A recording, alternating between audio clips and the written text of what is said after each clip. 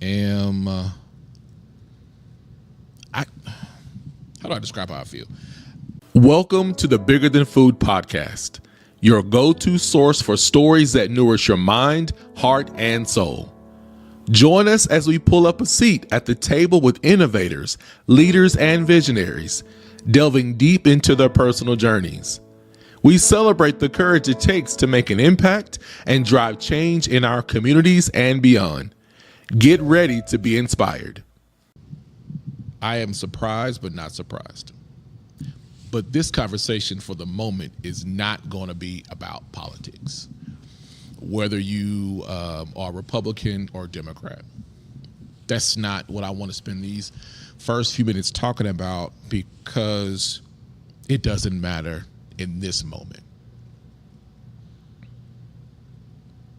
There's a lot that I want to talk about, but you deserve to take the day off. You mentally deserve to take the day off. A lot was said, and you hope for an outcome. You hoped that the outcome would be different. Or maybe the outcome you desired, you got what you wanted. But it was probably mentally exhausting and absolutely draining. Am I lying? It likely was mentally exhausting and draining. So give yourself this day. For many people, it wasn't ideal. The conversations over the last year, particularly, have been around topics and issues that affect people directly. Health, life and death, the livelihoods of your business, a lot of bias and political agenda that's been discussed on the news and in small circles at the water cooler or the coffee shop. A lot of that. And it's overwhelming in addition to what's happening in your life, your everyday life. You deserve a break. You deserve a moment of self-care. And I encourage you to do that. Turn off the TV. Don't scroll through the threads. Give yourself the time that you need to recalibrate. Take a walk around the park. Walk in your neighborhood. Do something that makes you feel good. Because tomorrow you got to get back to it. There's a time limit in what you are allowing yourself. Give yourself a time limit on allowing yourself to stay in a place that brings out the not so best in you. Here's the challenge you have. If you don't like it, you got to do something. If you don't like it, you have to do something. But today, I'm encouraging you today. The thing that you should do is give yourself some time. We're taking a short break. Here's a word from our podcast sponsor. Today's episode is brought to you by Boss Up Business, dedicated to supporting individuals and organizations committed to positive change. Stay tuned as we continue our conversation with our guest. Yes, we're back. Enjoy the rest of the podcast. I had to take some action. So I stopped worrying about it yesterday. I did what I needed to do, prayed about it. I wrote down some plans, and I had to stop letting it consume me for that moment and move on to the thing that was more important in the moment. Me. I had to move on from that. And the next thing that was talked about was the next several hours was the election.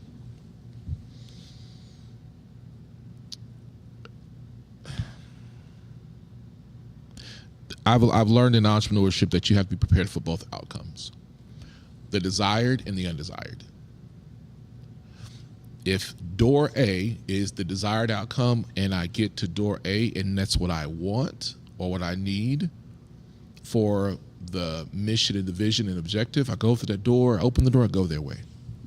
But let's say door A doesn't open yet, but door B is open and it's not ideal. I still have to go through door B. But am I prepared for what's happening in door B? And I believe that's where many people are. We have this desire of what we want and we feel disappointment. But are you prepared for an undesirable outcome? That makes the difference. But in between what you desire and what is not desirable, what do you do in the middle? What do you do in the middle? See, we often hear the conversation, we talk about what we like and we don't like, but where there's a part in the middle, there's a piece of that in the middle, the undecided part, the unknown pieces, and both have unknown parts. The difference between faith and hope is a different side of the coin. The difference between faith and hope is how you think about a thing. Hope is optimistic. The hope is optimistic. The other side of faith is fear. Did I say that? I just realized I said faith and hope. That's not what I meant, y'all. So there's faith and fear, right? Yeah, y'all know what I mean. The one side of faith says that you're optimistic about the outcome and how you perceive it. The other side of that coin is fear, is that you are afraid of the outcome because how you see it. Not in your visual eyes. How you see things is in your mind. Your eyes visualize what you see that's in your head. So I could choose whether I'm going through door A or door B. Am I prepared for the outcome? Of course, I want to have a 100% desirable outcome, but it doesn't always work like that. So how do you prepare for it? You have to consider, what if the desired outcome is not what I desire? Let's think sports. So in sports, you train, you go to practice, you have your plays that you learn in sports, whether it's group sports, individual sport, you go through a series of strategies, offense and defense. And you practice that in practice. Because what you do in practice, you will know how to adjust in the game. And y'all know this from any sport that you've either played or watched. The other team doesn't always know the play, so they prepare for a formation. And if you recognize it from your time in practice, you know how to adjust. Do we live our lives only preparing for the great outcome and not for the adjustment? So here's where you get experience in making adjustments from trials, tribulations, and shortcomings, and what you just deem as a failure. That is the only way you are going to understand how to adjust. But if you avoid shortcomings, trials, and failure, you avoid all those things, you don't get the chance to learn a lesson. You become less skilled. So when things happen, you are fragile. You are over-emotional. You're sensitive. You overthink. You are pessimistic. You're paralyzed. You're frozen. You don't take action because what you were hoping for it to be easy. But every person that I've either read or respected in life, those people were folks that were respected because they overcome a challenge. They've overcome something. And when they overcame that thing, they learned from it. They gain wisdom and how to better adjust. There will always be some adjustment that you have to make. That's the life of an entrepreneur, and that's just the life of a human being. So then in all of that, things I just talked about, all those scenarios, when do you give yourself time to breathe? When do you? Think about how your day starts. When you wake up in the morning, are you just running out the door? That's the first thing that you do? You just run out the door? Or do you give yourself time to wake up? To give yourself time to breathe? Take moments to be thankful and grateful for what you have in your life? Or are you just running, looking to see what's happening outside in the world and putting those images in your head? Or are you truly taking time to wake up? Give thanks for the day. Drink your glass of water. Set your intentions on how the day is going to be. Or do you get up running? Reactive, explosive, not having time to visualize, how do you want this day to be? How do you want this moment to be? One thing that I learned, I'm still learning how to do this, is that when I have better days when I set the intention for my day. I do, because I know there's gonna be a problem. there's gonna be some issue that we gotta talk about or deal with. And what I'm learning to do better is, as conflict arises, how am I wanting to address it? There's some people you're not going to be able to address conflict with. It's just not going to happen. Some folks are just conflict averse. They might be chaotic and create chaos, and unless they're willing to change it, it is what it is. But if something that you care about that's going to make things better, you will then learn. And I'm learning how to have hard conversations. And those are hard conversations that teach you something. And you have them, you're exhausted, you're hoping for a great outcome, but because you gain understanding and you get to move on. Because people didn't know how to deal with you, or you know how to deal with them. And even after that, you take a moment. How do you decompress? You ever felt like your skin was on fire, or you're just hot? You got a headache, your brain seems foggy, and you're like, man, I need to sit down. And I don't know what it is about sitting down, even if it's not your most comfortable chair. When you sit down and that pressure is off your feet, and you take that breath, you're like,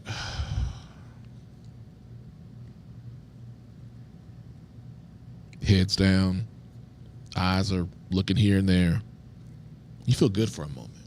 What if you made that commitment to yourself every day for 20 minutes? You gave yourself time to reset, because life, but you have every ability to take the bull by the horns. I learned this in sales. One of my sales mentors, he taught me how to be a great salesperson. And the thing about being a great salesperson is they're great listeners. We listen, we take note, we ask you questions to get you to talk about the root of your problem, and then my responsibility is to give you a solution. And man,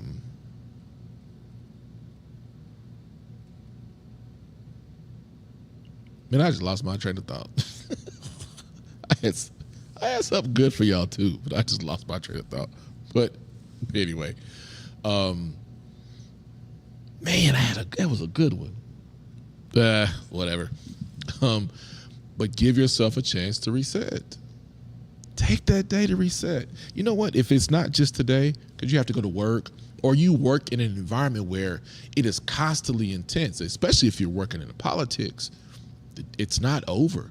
It's on the news feed. It's on the news. It's conversation.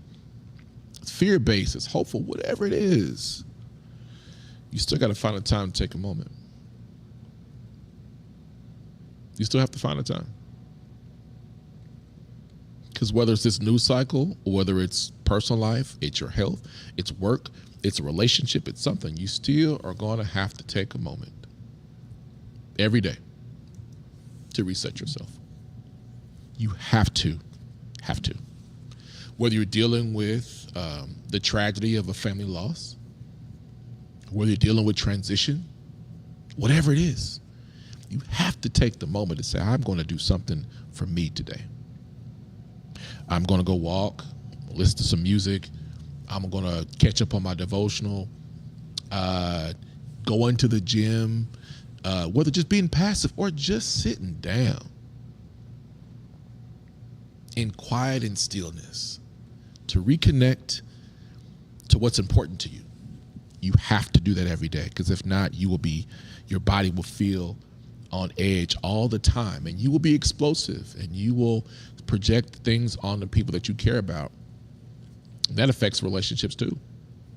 You're not handling your own stuff. And I know me. I need time alone, because I know if there's something that it doesn't involve another person, I can be explosive. We're human, right? We all have that capability. I am continuing to learn that Some things that we get frustrated about in our personal lives have nothing to do with the other person. But when you give yourself time to be still and to be quiet, you can unravel that ball of yarn to know this is not about them. This is about me. So what do I need right now? And if you don't have 20 minutes, give yourself 5 minutes. If you don't have 5 minutes, give yourself 2 minutes, and make that a regular practice every day. You have the ability to control the outcome of your life. You can be reactive, or you can take control. Many of us have lived our lives being reactive, letting conditions dictate how we respond. Responses can be explosive, but take control of it. Take control of what you can control. The unknown variables, deal with them as they come, and you will better deal with the unknown variables the more you learn how to adapt to the unknown. Real quick example of being an entrepreneur is you don't know what's next. You sometimes don't know what's next. There's so many unknown variables, but you can't run from them. Like if there are things that you find out that you didn't know, mistakes that you made, you have to go figure it out. So I'm now unafraid to do something that might seem scary.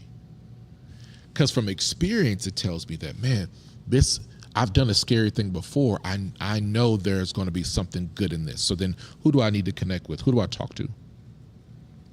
So scary things are not scary anymore, because I know that it's going to build my character and I'll be better.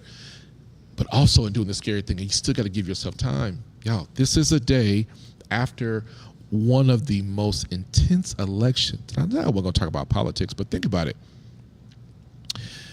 Within the last, just say 20 years, within the last 20 years, we've had a first black president, and President Obama. There was another time we would have had the first woman president. Didn't happen. Not just Hillary, but there were other presidents. Presidential candidates that were women that get the publicity in those who have filed. And here we are now again, another one. And for black people, y'all, we are tired. Especially black women.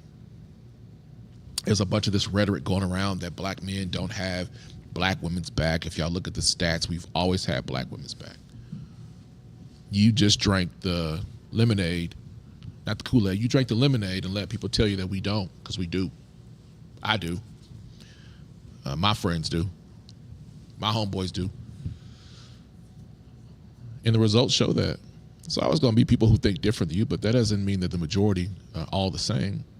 But think about what's been put on black women's back. Every time there's a movement, I listened to a friend of mine on TikTok, and she said, when you think about any movement that happens, it always involves black women. There are many movements that black women have gotten, that participated and been involved in on the back end, and even on the front lines, that most movements don't happen without black women. And this one was another one.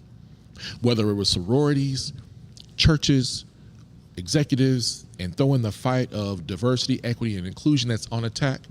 A few years back, it's eliminating what's happening in the history books about black history and other marginalized communities and groups.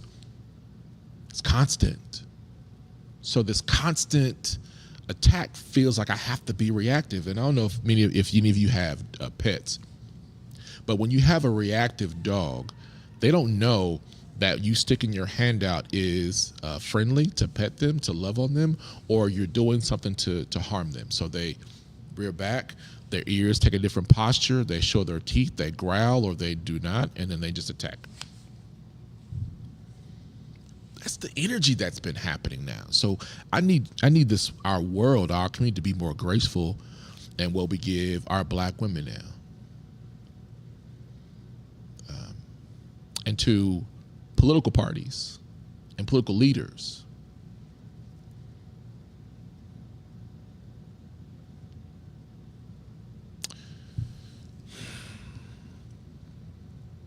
We put too much on black women and black men to bail people out. We are the group of people that are bailing other people out. And when it doesn't go a certain way, then we become the reason why it didn't work.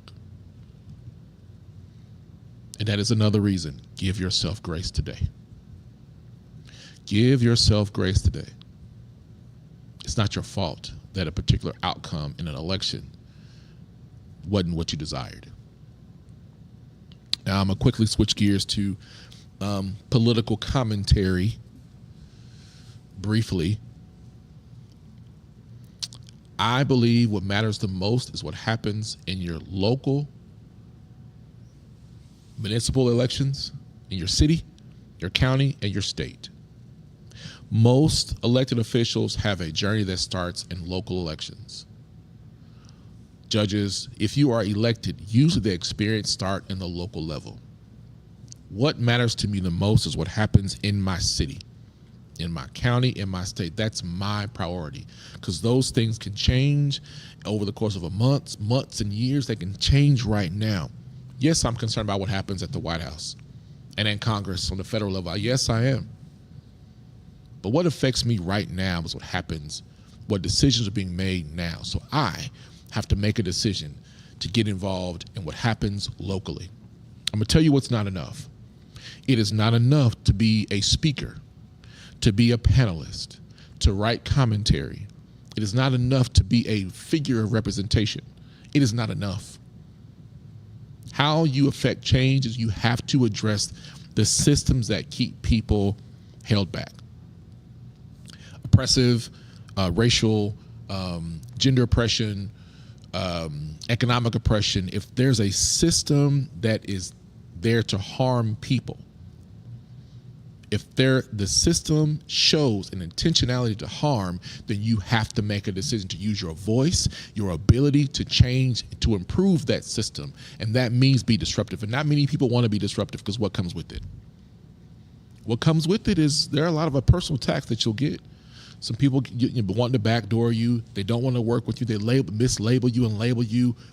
And then even as an individual, you learn, how do I learn to better deal with these circumstances when I want to make a system better? I'm against the status quo. How do you do that? And again, while you do that, you still have to give yourself time to rejuvenate and experience rest. I tell you that from firsthand experience. Many years I did not, and it cost my health in many ways. I don't go out much anymore because I value my time alone, quiet time, more than I like being out and about. For what? I give of myself, and you do too. Think about how much you've given of yourself to others in other situations, or people call you because they believe that you're the one that can fix their situation. And you volunteer yourself. It's okay to say no. Or it's okay to put a limitation on what you're willing to do. Because if you continue to put yourself in a situation where you become the person that gives them relief and you don't, you burn yourself out. I tell you, people won't show up for you in the way that you show up for them.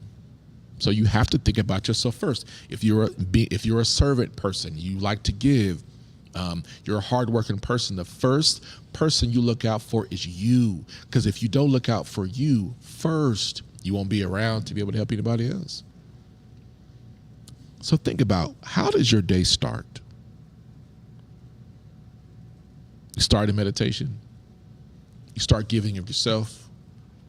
That might require you to wake up a bit earlier, 20, 30 minutes earlier, to give yourself what you need. I didn't always do this. I really did. I did not always do this, y'all. I had to learn this. And it was uncomfortable starting out. I was like, I'm not waking up early. I only sleep 4 or 5 hours anyway. But when I started and made it a regular habit, now my body is on a clock. It gets up early. So when I need to get up, I just get up. My body's telling me something. And then when I created the habit, and try to be pretty consistent. Do my best to be consistent at it. And now I know my body says you need time to yourself, or you about to act a fool. You need to go chill. And if there's an apology needed or something you got to correct, then I need to go do that. A lot of times I do. Sometimes, you also got to let people eat their own crow. That's hard. But back to it. You got to give yourself some rest and relaxation. You got to recalibrate. To be the best version of yourself, you have to give yourself rest and relaxation, y'all. And that's really the message of the day is give yourself time because you deserve it. It's not just about the election results and what we're anticipating is going to happen over the next 4 years. It's not just about politics. It is look at your everyday life. And are there areas in your everyday life, where you can say, I deserve 20 minutes every day to rejuvenate, to restore, so I can get out there and get in the good fight. You're driving around here on E. You need to fill up your tank so your body can perform better. When you invest in your body, you invest in your mind, you invest into your spiritual practices. When you invest in them, you have a better overall quality of life. It reduces sickness. It reduces illness, mental clarity. And you appreciate what you've done to get there. So what was the message today, y'all? You deserve the time. You deserve it. Give yourself the time. Give it back to yourself.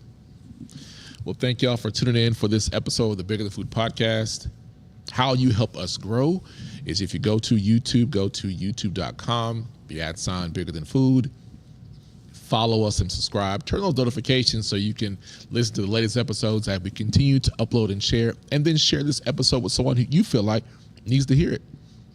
You can also find us on your favorite podcast platform. Now, I will tell y'all right now, being honest, we're uploading the audio. I am uploading the audio versions of our podcast as soon as I can, as much as I have time. But you help us grow by subscribing and downloading those episodes on your favorite podcasting platform, with Spotify, Apple, Amazon, Podbean, wherever you listen to podcasts, you can listen to these episodes on the go.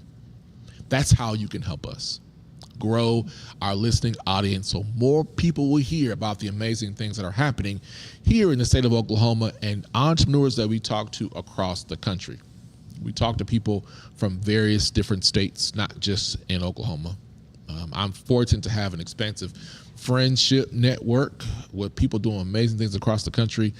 And you'll be surprised on some of the episodes on people that we talk to here. So support us in that way. And like we always say, our mission is bigger than food. And as we are getting ramped up for the holiday season and Black History Month, be intentional with how you intentionally spend your money with the Black